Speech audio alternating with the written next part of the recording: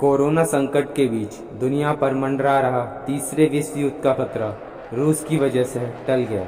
जी हाँ, अजरबैजान व आर्मेनिया पिछले कुछ दिनों से चल रहे युद्ध को रोकने के लिए सहमत हो गए हैं। आज दोपहर से दोनों तरफ से गरज रही तोपें खामोश हो जाएंगी। अगर दोनों देशों में सहमति नहीं बनती तो आने वाले दिनों में स्थिति बहुत विकराल हो सकती थी, क्योंकि कई देश इस लड़ाई में कूदने की तैयारी कर रहे थे। विवादित क्षेत्र को लेकर अजरबैजान व आर्मेनिया में छिड़ी जंग को ख़त्म करने के लिए रूस के राष्ट्रपति व्लादिमीर पुतिन ने दोनों देश के विदेश मंत्रियों को मॉस्को आमंत्रित किया था।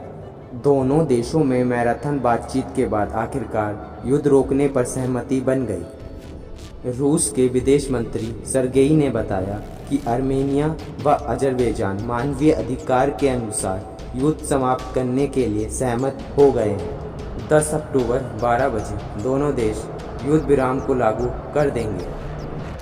सरगेई के मुताबिक दोनों देश एक दूसरे के कैदियों व संघर्ष में मारे गए लोगों के शवों को आदान प्रदान करेंगे।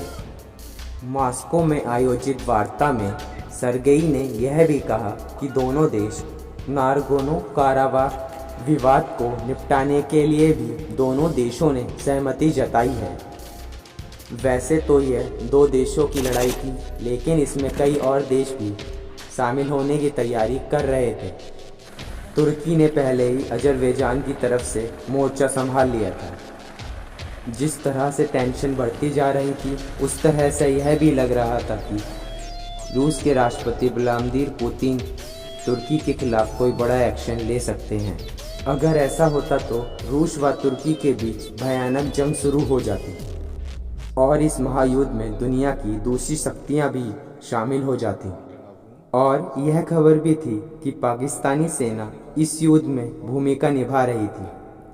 और इतना ही नहीं, अजरबैजान व आर्मेनिया की लड़ाई में फ्रांस, इजराइल व ईरान के शामिल होने का खतरा भी बढ़ गया था।